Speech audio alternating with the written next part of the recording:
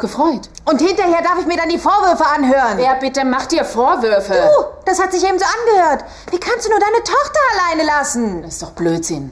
Kann es sein, dass du dir Vorwürfe machst? Quatsch. Ich habe einfach ein schlechtes Gewissen, wenn ich dich und Sophia jetzt allein lasse.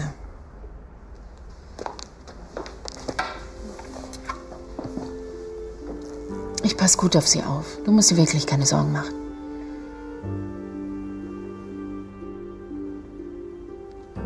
Und wenn du nicht bald gehst, dann ist das Buffet leer gefressen. Du rufst mich jede halbe Stunde an, ja? Nein, das werde ich nicht tun.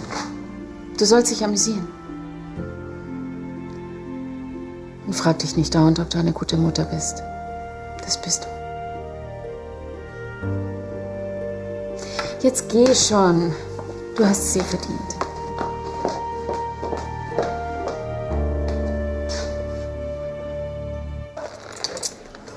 Ich muss Sie dann bitten, mit mir zu kommen. Das brauchen Sie nicht. Ich laufe ganz bestimmt nicht weg. Das habe ich lang genug getan.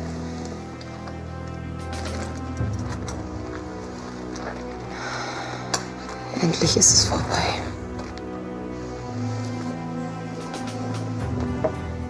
Ich kann und will mich nicht länger vor der Verantwortung drücken. Charlie, was ich Ihnen angetan habe, ich kann verstehen, dass Sie mir das nicht verzeihen können.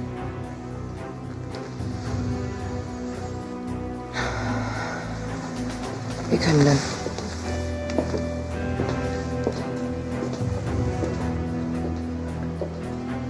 Sie scheint es ehrlich zu bereuen. Das sollte sie auch. Ich frage mich nur, wer sie angezeigt hat.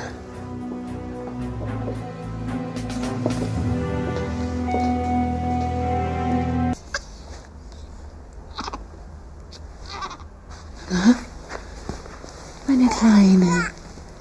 Schlaf wieder ein. Hm? Nein. Was hast du denn? Geht's dir nicht gut? Hm? Oh Gott. Du bist ja ganz warm. Na ja, du hast ja Fieber.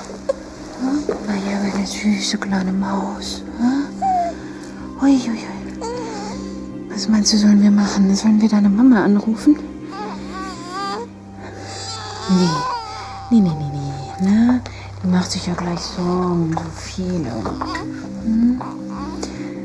Nee, die soll ihren freien Abend genießen. Ne? Wir zwei schaffen das schon, ja? Hm? Oh, hier ist Dr. Lahnstein. Tut mir leid, er hat gerade Urlaub. Ach ja, Flitterwochen. Aber das ist Dr. Becker. Wenden Sie sich doch an ihn. Danke. Kann ich helfen? Ja, also ich glaube, es ist gar nichts Schlimmes. Ja, worum geht es denn? Sophia hat erhöhte Temperatur und sie hustet sehr viel. Das hört sich nach einer normalen Erkältung an. Das denke ich auch. Können Sie trotzdem einen Blick auf sie werfen? Natürlich, deshalb bin ich doch da. So, Sophia heißt du. Dann wollen wir mal sehen, was dir fehlt, hm? Sie halten mich jetzt bestimmt für eine von diesen hysterischen Müttern. Nein, gar nicht. Also, das kann ich gut verstehen. Meine Frau war bei unserem ersten Kind auch übervorsichtig. Ist was nicht in Ordnung? Das ist keine überhöhte Temperatur, das ist Fieber. Das verstehe ich nicht. Sie hatte vorhin nur etwas über 38. Ja, dann ist die Temperatur angestiegen. Ist das schlimm? Nein, kein Grund zur Beunruhigung. Aber ich denke, da Sie gesagt haben, sie hustet, sollte ich zur Sicherheit mal Ihre Lungen abhorchen. Entschuldigen Sie bitte. Carla. Hallo. Entschuldige, dass ich mich erst jetzt melde, aber ich habe mich total verquatscht. Hier sind so viele alte Bekannte aus New York. Wie schön für dich. Ja. Susanne, danke nochmal, dass du mir das ermöglicht hast. Und bei euch ist da alles in Ordnung? Gut gefüllt hast. Spätestens dann hätte sie was sagen müssen. Ja, sie war verzweifelt. Sie hat sich schuldig gefühlt. Du nimmst sie in Schutz? Ja, weil ich weiß, wie Natalie sich gefühlt hat. Ich habe auch mal Fahrerflucht begangen, wenn du dich erinnerst. Ja, damals war ich noch in den Staaten. Da hast du mich völlig verzweifelt angerufen. Ja, und deshalb kann ich auch so gut verstehen, weshalb sie so lange geschwiegen hat. Sie hat sich geschämt. Trotzdem ist es richtig, dass sie zur Verantwortung gezogen wird. Rechtlich gesehen kommt da noch einiges auf sie zu. Was Natalie in der letzten Zeit durchgemacht hat, ist schon Strafe genug. Vor Gericht zählen nur die Fakten, Tathergang und Auswirkungen. Ich bin mir sicher, dass dir noch Schmerzensgeld zugesprochen wird. Ach was, mir geht's doch schon wieder gut. Ich habe wegen der Sache keine Überdosis Schlaftabletten genommen. Natalie schon. Ich glaube wirklich, sie hat in der Zeit mehr gelitten als ich. Wo ist Sophia? Sie wird gerade untersucht. Ja, ich will zu ihr. Jetzt warte einen Moment. Dr. Becker ist bestimmt gleich fertig. Setz dich doch. Was hat sie? Wieso hast du mich nicht schon viel früher angerufen? Sie hat erhöhte Temperatur, nichts Schlimmes. Nichts Schlimmes. Und warum wird sie dann so lange untersucht? Sie wollen auf Nummer sicher gehen. Sie hat bestimmt nur eine Erkältung. Hoffentlich. Wie geht's meiner Tochter? Sind Sie die Mutter? Ja. Ach, ich dachte Sie. Ich habe nur auf sie aufgepasst. Wie geht's Sophia? Das Fieber ist leider wieder angestiegen und wir wissen nicht, woran es liegt. Gut, dass Sie gleich gekommen sind. Was wollen Sie jetzt machen? Ich würde Ihre Tochter gerne noch hier behalten, um Blut- und Urintests zu machen. Also ist es was Ernstes? Das kann ich leider erst ausschließen, wenn die Testergebnisse vorliegen. Es tut mir leid.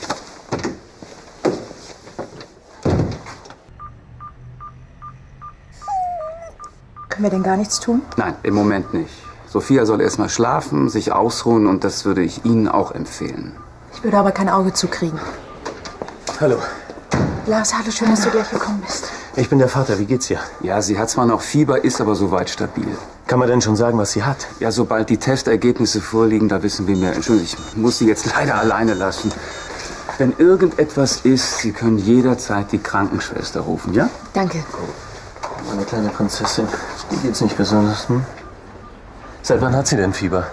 Seit gestern Abend. Ich habe sie ins Krankenhaus gebracht. Wart ihr die ganze Zeit hier? Ja. Ich bin später dazu gekommen. Ja, ich war auf einer Vernissage und habe mein Kind allein gelassen. Auch wenn du da gewesen wärst, es hätte keinen Unterschied gemacht. Doch. Mein Kind hat mich gebraucht. Aber ich war nicht da. Es hat vielleicht eine Hirnhautentzündung oder was weiß ich. Und ich amüsiere mich auf einer Party. Es konnte doch keiner wissen, dass es was Ernstes ist. Du hast nichts falsch gemacht. Doch. Ich hätte da sein müssen.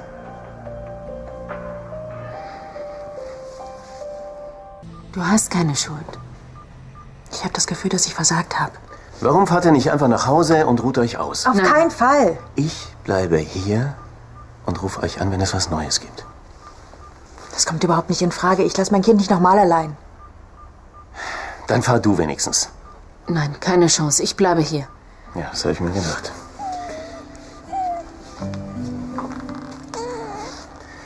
Sie sieht doch schon viel besser aus. Sie ist gar nicht mehr so blass. Du musst ganz schnell wieder gesund werden, hörst du? Bestimmt. Wir passen schon auf sie auf. Ja. Wir drei.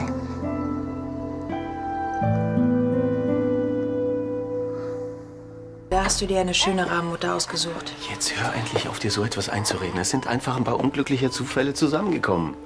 Nein. Ich hätte wissen müssen, dass Sophia was Ernstes hat. Aber anstatt bei meinem Kind zu bleiben, gehe ich auf eine überflüssige Vernissage. Wo nebenbei ziemlich wichtige Entscheidungen in der Kunstwelt getroffen werden. In Zukunft ohne mich. Carla, du liebst deinen Job und das ist auch völlig in Ordnung. Aber noch mehr liebe ich meine Tochter. Und die braucht mich. Rund um die Uhr. Warte doch erst mal ab, bis es Sophia besser geht. Und dann entscheidest du in Ruhe, ob und wie viel du arbeitest. Ich lasse sie nie wieder allein. Das schwöre ich. Das sieht doch alles schon ganz gut aus. Wirklich? Ja, die Kleine hat wieder eine ganz normale Temperatur, keine Anzeichen, dass das Fieber steigt. Hustet sie noch? Kaum. Kann ich sie jetzt mit nach Hause nehmen? Bald, ja. Was heißt denn bald? Ja, ich würde gerne noch ein großes Blutbild machen und den Urin untersuchen. Was? Aber Sie haben doch gerade gesagt, es sieht alles gut aus. Kann es doch was Schlimmeres sein? Es ist uns einfach lieber, wenn wir die Patienten mit einem guten Gewissen entlassen. Was ist denn, wenn die Werte nicht in Ordnung sind? Darüber sprechen wir, wenn die Ergebnisse vorliegen.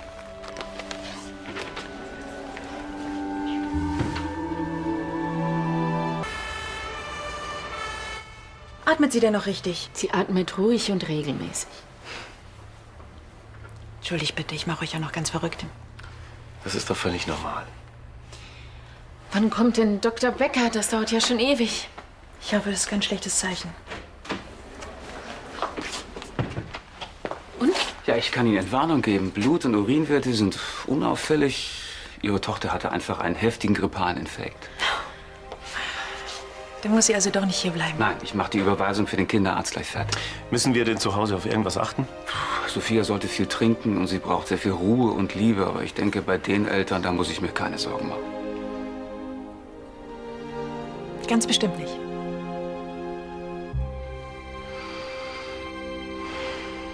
Meine Kleine, jetzt sind wir wieder zu Hause. Ja. Zum Glück. Du darfst mir nie wieder so einen Schrecken einjagen, ja? Versprochen? Ja. Ich weiß ja nicht, wann ihr das letzte Mal was gegessen habt. Bei mir ist es schon eine Weile her. Jetzt, wo du sagst. Könnt ihr das bitte übernehmen? Ich würde mir gerne noch was anderes anziehen. Pizza? Ja. Familienpizza? Jetzt gehst du erst mal zu deinem Papi und der singt dir was vor. Ja. Aber nicht, dass ihr noch eine Ohrenentzündung bekommt. Hm? Ganz bestimmt nicht. Ich bestell schon mal. Warte bitte. Danke nochmal. Das ist doch selbstverständlich. Nein, ehrlich. Ich finde, wir sind ein richtig gutes Team. Hallo Lars. Wir schlafen mal noch.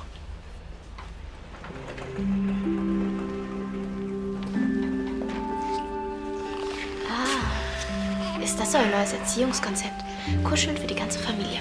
Zum Kuscheln waren wir viel zu platt. Sophie hat eine Grippe. Wir waren die ganze Nacht im Krankenhaus. Was? Alles im grünen Bereich. Aber wir sind einfach alle ein bisschen durch. Das sieht man. Ah, wie charmant.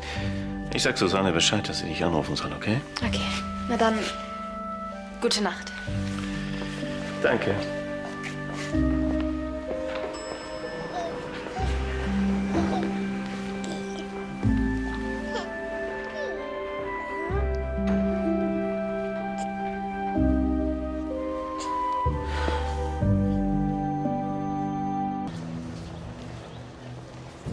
Lars und ich haben gestern noch lange zusammengesessen und gequatscht. Als ich ins Bett gegangen bin, wurde es fast schon hell. Dann war Ihre erste Nacht wieder in der Freiheit wohl ziemlich kurz. Das schon, aber dafür ist mir dank Lars einiges klar geworden, was mich und mein Leben betrifft. Darauf bist du schon selbst gekommen. Ja, aber ich wollte es vorher nicht wahrhaben, warum ich zum Alkohol greife. Es ist mir einfach alles viel zu viel geworden. Dass ich nach der Fehlgeburt keine Kinder mehr bekommen konnte, dann die Schuldgefühle wegen Hannes Tod. Dazu noch mein schlechtes Gewissen wegen der Fahrerflucht. Jetzt fangen Sie nicht wieder damit an, Natalie. Charlie, es ging mir wirklich schlecht, das müssen Sie mir glauben. Ja, das glaube ich Ihnen. Das ist auch der Grund, weshalb ich Ihnen alles nachsehe. Also, streichen Sie mich bitte von Ihrer Problemliste, ja? Ich versuch's. Versuchen reicht nicht. Wenn Sie diese alten Geschichten weiterhin mit sich rumschleppen, dann haben Sie ja gar keine Chance, nach vorne zu schauen, in die Zukunft. Lars und ich möchten Ihnen gerne dabei helfen. Also bevor mir jetzt auch noch die Tränen kommen, bestellen wir doch lieber mal.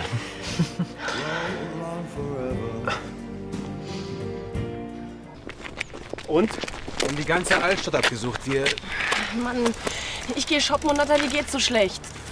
Verdammt! Ich hätte ihr gleich hinterherlaufen sollen, anstatt meine Wut an Ansgar abzulassen. Bringt doch jetzt nichts. Pass auf, ich schlag vor, wir suchen in der Innenstadt weiter, okay? Okay, bis dann. Ich gehe noch mal zum Rhein. Vielleicht dahin, an die Stelle, wo Hannes damals verschwunden ist. Ja, tu das. Ich suche nur mal die Viel Parks Glück. ab, ja? Hey. Carla konnte nicht kommen, die Kleine ist noch nicht ganz fit. Schön, dass du da bist. Ja, ist doch selbstverständlich. Aber warum sucht ihr Natalie? Hat sie wieder getrunken? Oh, ich hoffe nicht. Natalie ist im Moment völlig am Boden und keiner weiß, wo sie ist. Das ist doch nicht alles. Als ich sie vor ein paar Tagen gesucht habe und du mir gesagt hast, wo ich sie vielleicht finden könnte, ich konnte sie gerade noch davon abhalten, von der Brücke zu springen. Was? Susanne, ich habe eine verdammte Angst, dass sie das nochmal versucht. Haben Sie vielleicht die junge Dame gesehen? Ungefähr 1,70 groß? Und? Wieder nichts. Verdammt, wo sollen wir denn noch suchen? Keine Ahnung. Ist sie das nicht? Ja, das ist sie. Natalie!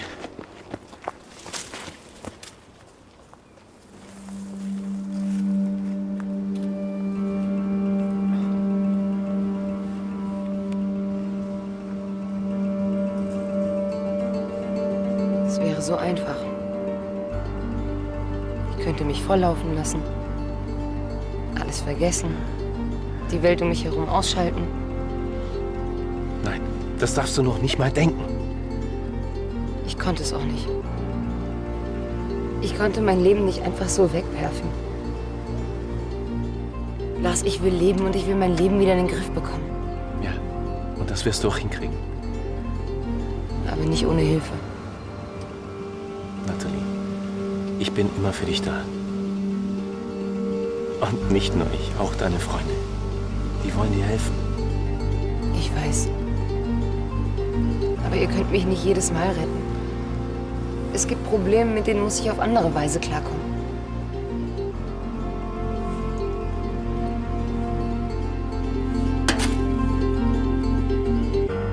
Ich mache eine Therapie.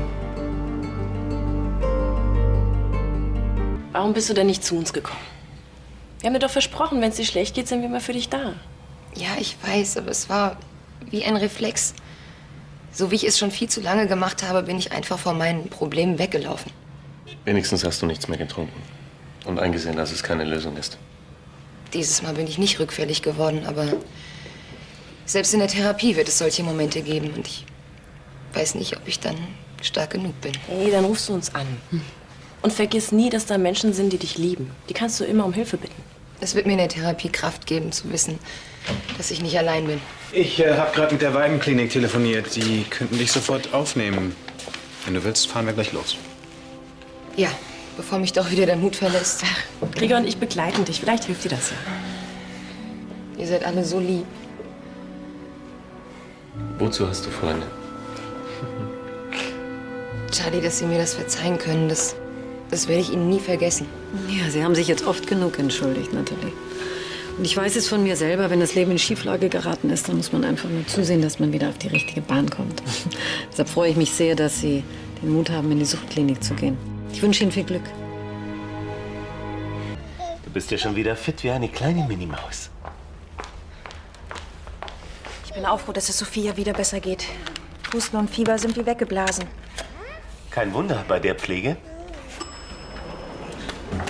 Hallo.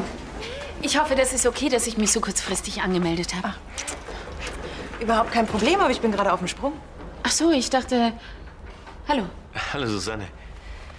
Lars hat sich als Babysitter zur Verfügung gestellt. Aber wenn du willst, kannst du ihm gerne Gesellschaft leisten. Nein, ich habe keine Zeit. Ich musste Lisa versprechen, ihr nachher beim Kostümkauf zu helfen. Jetzt schon für Karneval? Nein, Theater AG. Sie spielt die Wendler in Frühlingserwach. Tja, schade. Ich komme gut alleine klar. Ja, kommst du gleich mit runter? Ach nee, einen Moment habe ich noch Zeit. Lisa wollte mich ja abholen. Wir freuen uns schon den ganzen Tag auf die Kleine. Dann bestell ihr schöne Grüße. Wir sehen uns spätestens bei der Taufe. Machst du dafür jetzt schon Besorgung? Ich gehe zum Notar. Ich habe einen Käufer fürs Haus gefunden. Jetzt schon? Das ging aber schnell. Zum Glück. So,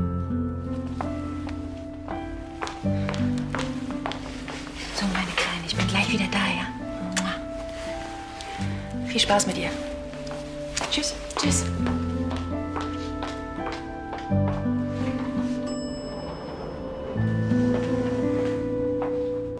Schläft sie?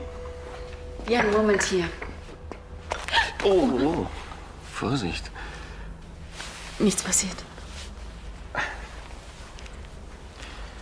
Tja, kindersicher ist die Wohnung vielleicht, aber erwachsenensicher?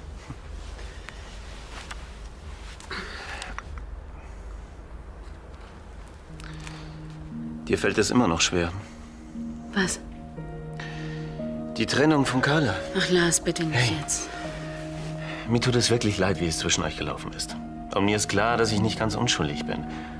Wenn ich mich nicht in dich verliebt hätte... Unsere Trennung haben Carla und ich ganz alleine zu verantworten. Ich hatte lange gehofft, du könntest dich noch für mich entscheiden. Ja, ich war egoistisch. Aber ich glaube, jetzt habe sogar ich kapiert, dass ich keine Chancen bei dir habe und damit abschließen muss. Wahrscheinlich hat mir Sophia bei dem Entschluss sogar geholfen. Wir sind ihre Eltern und wir sind gute Freunde. Und das ist das Einzige, was wirklich zählt. Sie schon auf dem Weg nach oben? Vielen Dank. Die Kleine sieht so aus, als würde sie jeden Augenblick zu mir Papa sagen. Oder was denkst du? Sprechen mit 6 Wochen? Väter wünschen sich immer ein Wunderkind. Boah, hast du das gehört? Mama Susanne spottet über dich und deinen Papa. Was sagst du dazu? Ja, natürlich bist du ein Wunderkind. Das süßeste, tollste und herzallerliebste auf der ganzen Welt. Oh Mann, ist das süß. Du machst dich echt super als Papa. Und wenn man die Kleine so sieht, dann möchte man auch sowas Süßes. In deinem Alter? Komm bloß nicht auf dumme Gedanken. Bestimmt nicht. Ein Baby in der Familie reicht. Darf ich mal? Wir müssen los. Jetzt sofort? Na, wer weiß, ob wir so schnell was Passendes finden, das sich als Kostüm eignet. Tschüss, ihr beiden. Ja, viel Erfolg.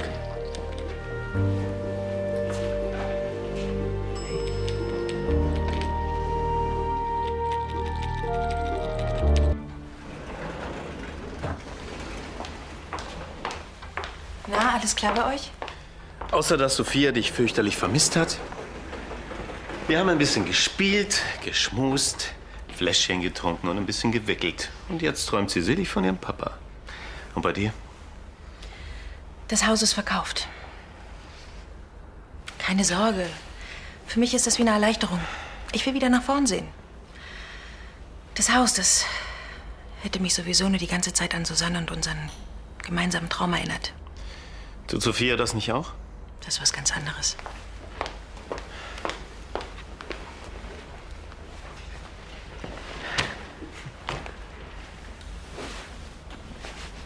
Warum müssen wir uns eigentlich immer in die gleiche Frau verlieben? Wahrscheinlich sind wir uns einfach zu ähnlich. Tja, und weder bei dir noch bei mir hat es geklappt. Zwischendurch dachte ich eigentlich schon, Susanne und du gehören zusammen. Damit wärst du aber nicht gut klargekommen, oder? Wahrscheinlich nicht. So wie es jetzt läuft, gefällt es mir auf jeden Fall besser.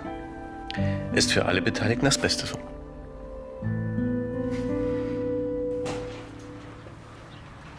Hallo, Arno. Hallo. Guck mal. Ist das nicht toll für die Wendler? Boah, wenn sie da mit dem Melchior nicht den Kopf verdreht, dann weiß ich auch nicht. Ich glaube, du hast das Stück nicht richtig kapiert. Ich freue mich schon sehr auf die Probe nachher.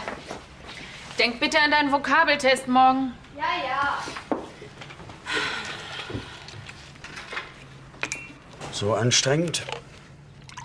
Nicht das Einkaufen. Carla. Lars. Er hat gesagt, er will nichts mehr von mir wissen.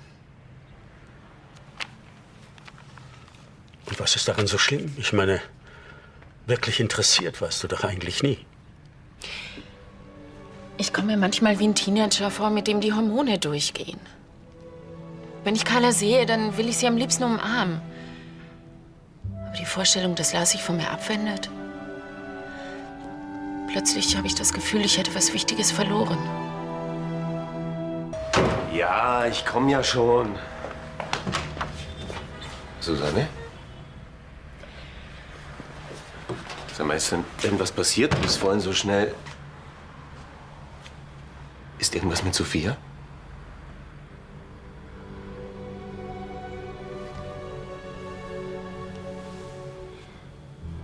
Moment.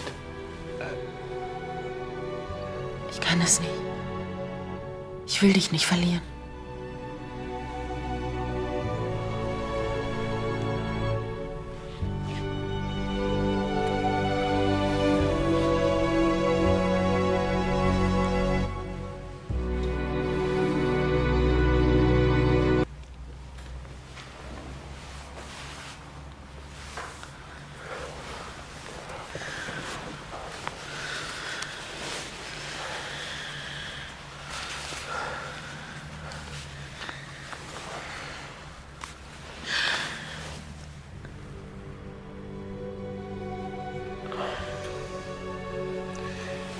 Susanne.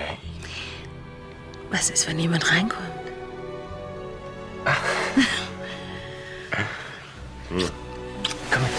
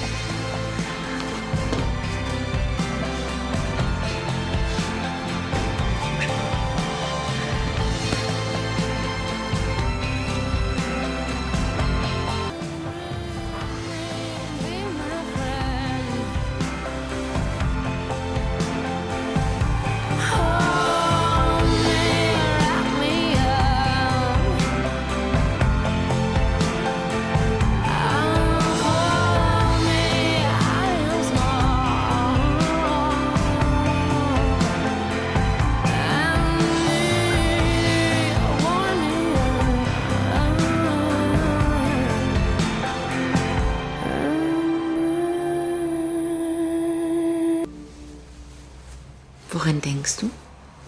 Dass es noch Wunder gibt. An uns beide habe ich ehrlich gesagt nicht mehr geglaubt. Die Dinge klingeln auch immer im falschen Moment. Geh ruhig ran. Vielleicht ist es wichtig. Schneider? Hallo, hier ist Carla. Carla? Entschuldige bitte den Überfall, aber kannst du morgen Vormittag vielleicht noch mal auf Sophia aufpassen? Lars, störe ich? Stören? Nein. Pass auf, ich habe morgen um 11 einen wichtigen Termin. Sonst kann ich auch Susanne noch mal fragen. Nein, es ist schon okay. Du bist ein Schatz. Danke. Bis morgen dann. Ja, tschüss. Wo gehst du denn jetzt hin? Ich dachte, wir essen noch was zusammen. Es tut mir leid. Ich habe Lisa versprochen, ihr was zu kochen.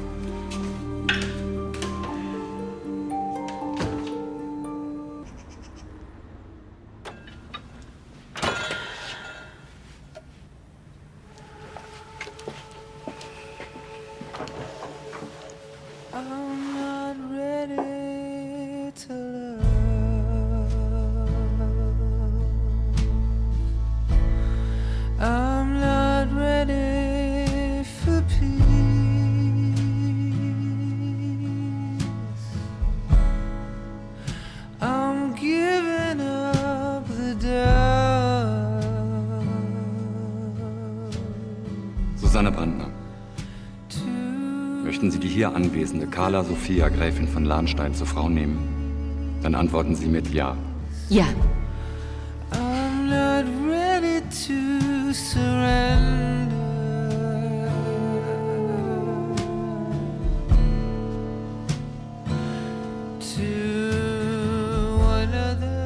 Weißt du, wie sehr ich das vermisst habe? Dein Lachen. Dich.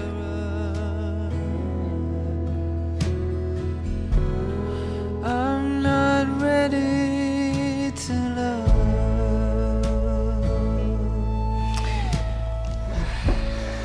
I'm not ready to fly. Ist es, weil sie von Lars kommt?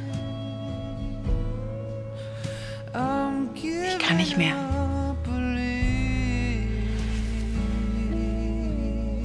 Ich halte diese ständige Ungewissheit einfach nicht mehr aus. Susanne? Wir müssen uns trennen. So you can take my seat.